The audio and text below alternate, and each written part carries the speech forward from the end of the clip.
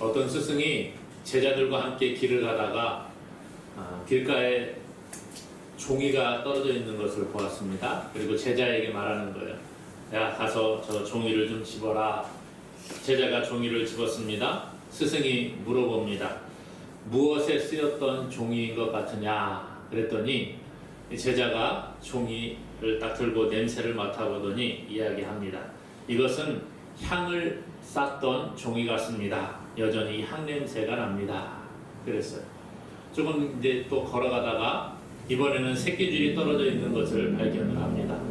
스승이 또 제자들에게 이야기합니다. 야, 저 새끼줄을 집어라.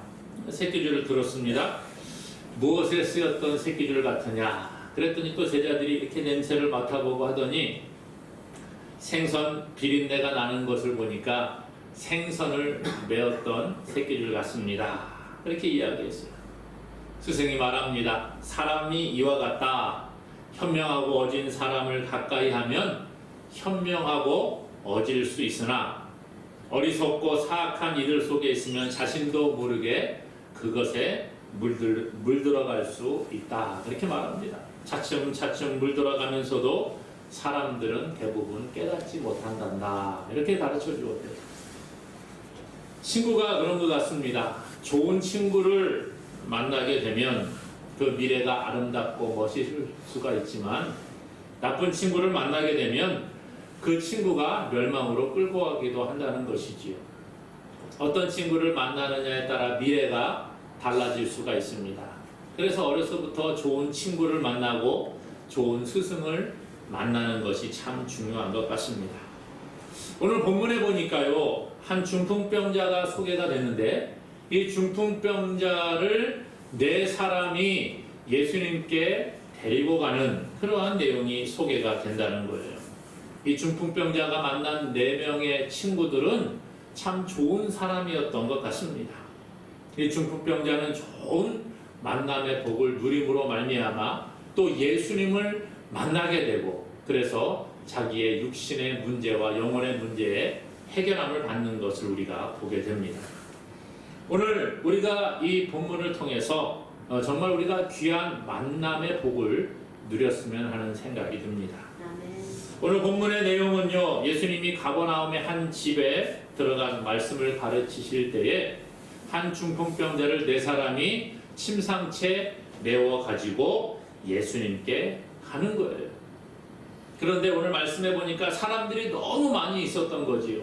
그래서 예수님께 갈 수가 없어서 그 집의 지붕을 뚫고 침상채 이 사람을 달아 내리게 되는 내용을 보게 됩니다. 이 중풍병자는 진실한 친구를 만나는 복을 받았다는 거예요. 진실한 사람들을 만났다는 거지요. 오늘 본문 3절에 보니까 사람들이 한 중풍병자를 네 사람에게 메워 가지고 예수께로 올세. 예수님께서 사역하시던 당시에 사람들의 인식은요, 사람이 무슨 큰 병에 걸리게 되는 것은 모두가 하나님께 죄를 지어서 벌을 받아 그렇다 이런 생각을 가지고 있었다는 거예요. 그러니까 중풍병자, 오늘 말씀해 보니까 이 중풍병자는 자기 스스로 움직일 수도 없었습니다. 네 사람이 침상채 메고 가야지만 움직일 수 있는 그러한 상황이었어요. 그러므로 이 사람은 큰 병에 걸린 거지요. 요한복음 9장에 보니까 예수님이 제자들과 함께 길을 걸어가시는데 태어날 때부터 앞을 보지 못하는 맹인된 사람을 보게 됩니다. 그래서 제자들이 예수님께 물어보는 거예요. 예수님, 이 사람이 맹인이 된 것이 누구의 죄 때문입니까? 그 부모 때문입니까? 아니면 자기 죄 때문입니까? 라고 그렇게 물어봐요. 태어날 때부터 앞을 보지 못하게 태어난 이 사람이 누구 때문에 이렇게 됐느냐라고 물어보는 것은 무슨 이야기예요? 누구와 죄를 지었기 때문에 이렇게 되었습니까? 라고 물어보는 거지요. 제자들도 그런 생각을 가지고 있었어요. 그러니까 유대 사회에서는 이런 생각들이 보편적인 상황이었다는 거예요. 어떤 큰 병에 걸렸다든지 태어날 때부터 장애를 가지고 있었다든지 뭐 이러면 누구 죄 때문이냐 이거예요. 누가 죄를 지어서 이런 일들이 일어났는가? 그 원인을 찾아가고 있다라는 것이지요. 그러므로 죄인을 가까이 한다는 것을 하나님을 믿는다는 사람에게는 부정적인 이미지를 가지고 있는 것입니다. 그러니까 환자, 큰 중병에 걸린 사람을 보면서 그 사람과 가까이 있으면 또 접촉을 하게 되면 나도 죄가 나에게 전염이 된다라는 생각을 가지고 있는 거예요. 내가 부정해진다는 거지요. 나도 하나님께 죄를 지은 거예요. 그래서 정결 의식을 행할 때까지는 하나님께 나아가지 못하는 그런 모습을 보게 되는 것이죠. 자, 오늘 본문에 중풍병자가 있습니다. 죄 때문에 하나님의 징계를 받았을 것이다 라는 인식이 사람들 가운데 있을 거예요. 그러니까 당연히 사람들이 중풍병자를 가까이 하지 않으려고 하겠지요. 그런데 오늘 본문에 소개되는 이 중풍병자는 사람들이 4명의 친구가 이 사람을 메고 예수님께 데리고 간다는 거예요. 죄인을 멀리하려는 마음보다는 그 한 사람의 영혼을 불쌍히 여기는 친구들의 모습을 보게 됩니다. 오늘 이 중풍병자는 이렇게 진실하고 아주 신실한 사람을 옆에 두었다는 그런 놀라운 복을 받았습니다. 오늘 우리가 그렇지요. 사람들을 판단할 때 그 사람의 형편을 보고 이 사람의 외모를 보고 편견을 가지고 사람을 대해서는 안 된다는 거예요. 저 사람 보니까 행색이 좀 초라하니까 별로 가까이 하면 안 되겠구나. 우리가 겉모습을 보면서 판단할 필요가 없다는 거예요. 저 사람은 배움이 짧으니까 저 사람은 얼굴 피부색이 좀 까무잡잡하니까 나하고 안 어울려. 우리 그런 생각할 때가 있지 않습니까? 직장 생활을 하면서도 왠지 저 사람은 얼굴이 첫인상이 안 좋아. 저 사람은 가까이 하지 말아야지. 우리 그런 생각할 때가 있다는 거예요. 편견을 가지고 사람을 본다는 것입니다. 그러나 우리는 이러한 학력이라든지 인종이라든지 재산이 많고 적음이라든지 공부를 많이 했느냐, 저 사람이 돈이 많으냐, 피부색이 검은색이냐 하얀색이냐, 그것을 가지고 사람을 판단해서는 안 된다는 거예요. 예수님께서는 사람의 그 환경을 보고 사람을 차별하지 아니하시는 분이라는 것이지요. 예수님께서는요, 저 사람이 흑인이냐, 저 사람이 백인이냐, 저 사람이 황인종이냐, 그것을 따지지 않았다는 거예요. 이 사람이 공부를 많이 했느냐, 이 사람이 돈이 많으냐에 따라서 그 사람을 차별하지 않았다는 거예요. 예수님의 제자들도 보게 되면 사회적으로 별로 인정받지 못하는 사람들이 예수님의 제자로 선택을 많이 받았습니다. 예수님은 환경을 보지 않는 거예요. 그 사람의 중심을 보셨다라는 거죠. 그러므로 사랑하는 여러분, 오늘 우리도 예수님을 본받는 자가 될 수 있기를 바랍니다. 환경을 보고 사람을 판단하고 편견을 가지고 사람을 바라보는 어리석음을 우리가 버려야 합니다. 어느 누구에게나 예수님은 필요하고 모든 사람에게 복음이 필요하다는 거예요. 그러므로 오늘 우리가 편견을 가지고 사람을 대하는 것이 아니라 그 한 사람 한 사람의 영혼을 사랑하는 마음을 가지고 그 사람에게 다가갈 수 있는 진실한 믿음의 사람 되기를 주님의 이름으로 축원합니다. 아멘. 오늘 이 사람들은요, 믿음을 가진 사람들이었다는 거예요. 중풍병자가 만난 사람은 믿음의 사람이었습니다. 오늘 5절에 보니까 예수께서 그들의 믿음을 보시고 중풍병자에게 이르시되 작은 자야 내 죄사함을 받았느니라 하시니 그랬어요. 자, 여기 보니까 예수께서 누구의 믿음을 보셨다고요? 그들의 믿음을 보시고. 이 그들이라는 게 누굴까요? 중풍병자의 믿음을 보셨습니까? 물론 중풍병자의 믿음을 보셨을 수도 있어요. 그러나 오늘 그들이라고 소개합니다. 이 말은 중풍병자를 심상치 예수님께 달아내린 그 사람들의 믿음을 보셨다는 거예요. 이 사람들은 예수님께 자기의 친구인 중풍병자, 자기의 지인인 중풍병자를 데리고 갑니다. 왜 이런 일이 일어나죠? 앞에 보니까 예수님이 가버나움에 계시다는 소문이 사람들에게 들렸어요. 이 사람들에게도 예수님의 소문이 들려왔다는 것입니다. 아, 예수님이 가버나움 우리 동네에 오셨어. 야, 그렇구나. 야, 예수님은 병을 고치는 능력의 하나님이셔. 이 이야기를 듣고 소문을 들었다는 거예요. 어쩌면 눈으로 그것을 목격한 사람이었을지도 모릅니다.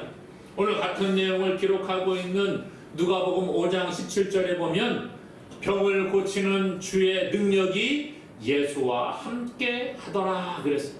병을 고치는 능력이 예수와 함께 했다. 그것을 본 사람들이 있습니다. 그리고 그것이 입소문을 통해서 다른 사람들에게 전해졌다는 거예요. 그러므로 이 중풍병자를 예수님께 데리고 간 그 사람들은 예수님의 능력을 믿는 믿음이 있는 사람들이었죠. 아, 예수님께 우리 중풍병을 앓고 있는 이 사람을 데리고 가면 예수님이 반드시 고쳐주실 거야. 그 믿음을 가지고 예수님께 데리고 갑니다. 예수님은 그들의 믿음을 보셨다. 그렇게 말해주고 있어요. 예수께서 그들의 믿음을 보시고 오늘 믿음의 사람이었음을 본다는 거예요. 믿음이라는 것은 참 중요합니다. 믿음이 없으면 그 사람을 신뢰하지 못하게 되죠. 우리가 병원에를 가는데요. 어떤 병원은 참 믿을 만한 병원이 있어요. 그 병원에 가면 내가 분명히 이 병이 나을 것 같아. 그러면 꼭 그 병원을 찾아갑니다. 어르신들을 보게 되면 특별히 선호하는 병원들이 있더라고요. 동네 의원들을 가시더라도 어떤 의원은 아유 거기는 의사가 이상해 안 갈래 그런 집이 있어요. 어떤 곳은 이상하게 가면은 잘 낫는다는 거예요. 본인과 맞는 병원이 있다는 거지요. 그 병원에만 꼭 가려고 하는 그런 것을 봅니다. 저희도 어렸을 때 우리 아이가 어렸을 때 그런 기억을 가지고 있는 한 병원이 있습니다.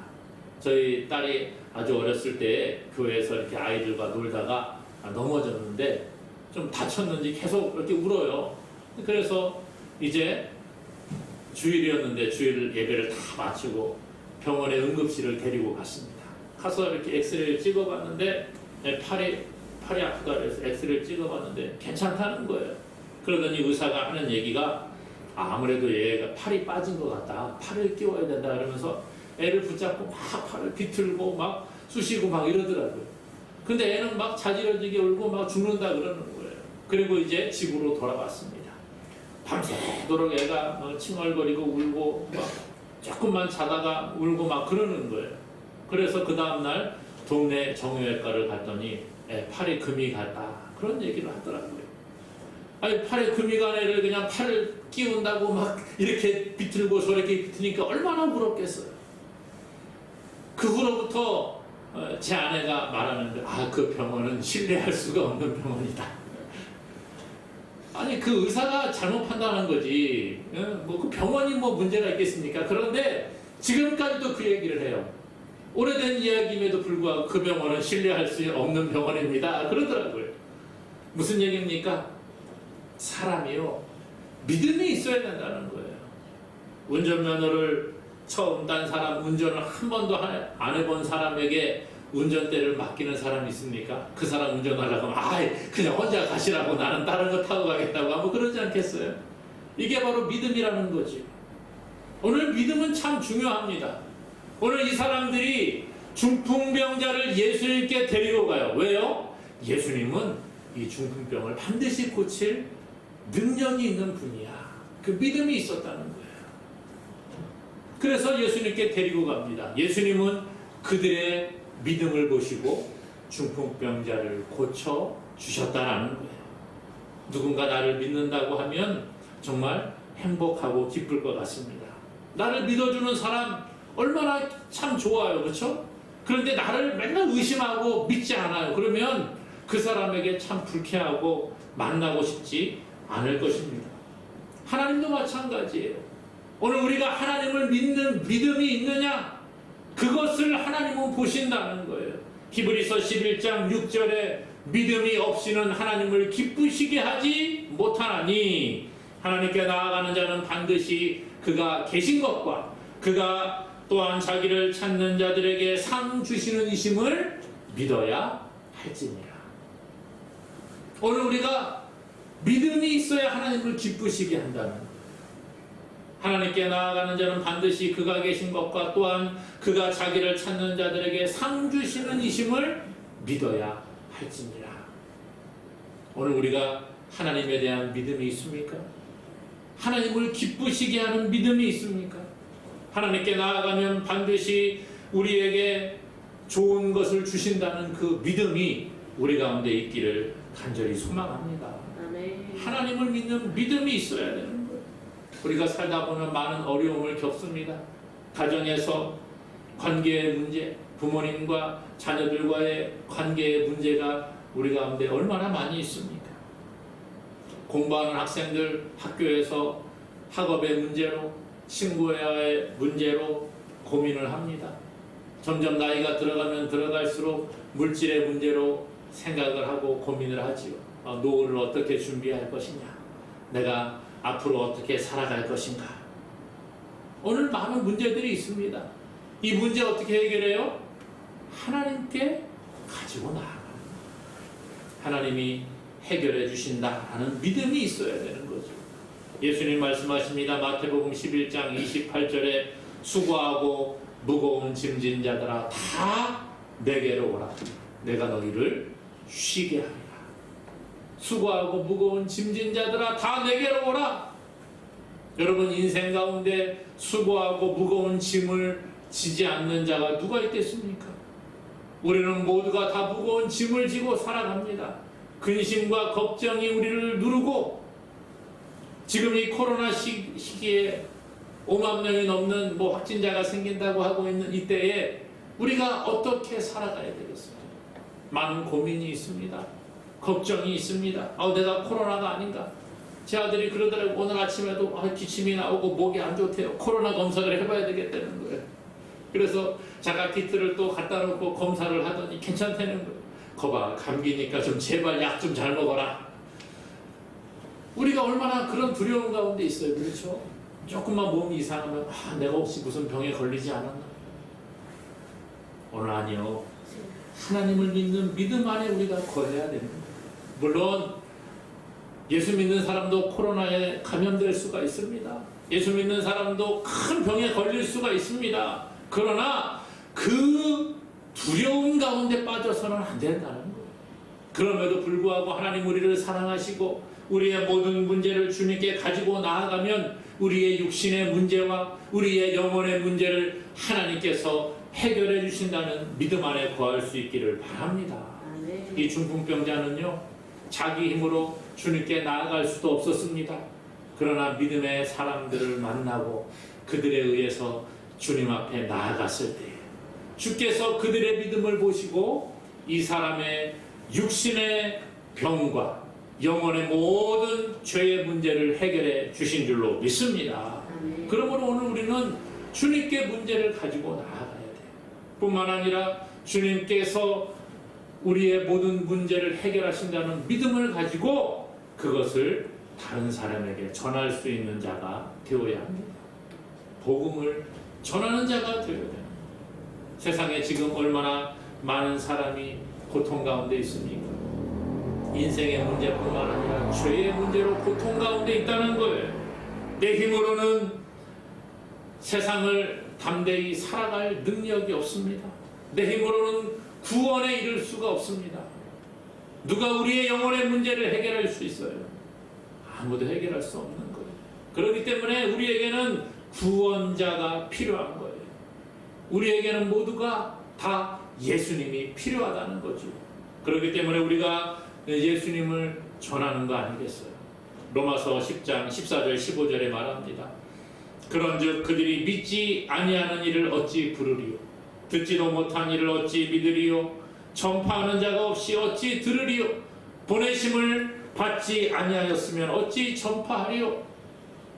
기록된 바 아름답도다 좋은 소식을 전하는 자들의 발이여 함과 같으니라. 복음을 전하지 아니하면 들을 수가 없고 믿을 수 없다는 거예요. 그러므로 오늘 우리는 복음을 듣지 못한 자들에게 복음을 가지고 나아갈 사명이 있는 줄로 믿습니다. 이것이 우리의 사명이라는 거예요. 믿음의 사람은 사명자의 삶을 살아가는 거예요. 하나님이 우리를 하나님의 백성으로 부르시고 우리에게 믿음을 주시고 다시 세상 가운데 사명을 감당하라고 보내시는 거예요. 그 사명이 뭡니까? 이 복음을, 내가 만난 예수님을 전하라는 거예요. 사랑하는 여러분, 오늘 우리가 믿음을 가지고 세상 가운데 예수 그리스도를 전하는 믿음의 사람 되기를 다시 한번 주님의 이름으로 축원합니다. 아멘. 오늘 중풍병자가 만난 이 사람들은 결단의 사람들이었음을 보게 됩니다. 4절에 보니까요, 무리 때문에 예수께 데려갈 수 없으므로 그 계신 곳에 지붕을 뜯어 구멍을 내고 중풍병자가 누운 상을 달아 내리니. 예수님은요, 가는 곳마다 인산인해를 이뤘어요. 사람들이 그냥 산을 이루었다는 거예요. 많은 사람이 모여들었습니다.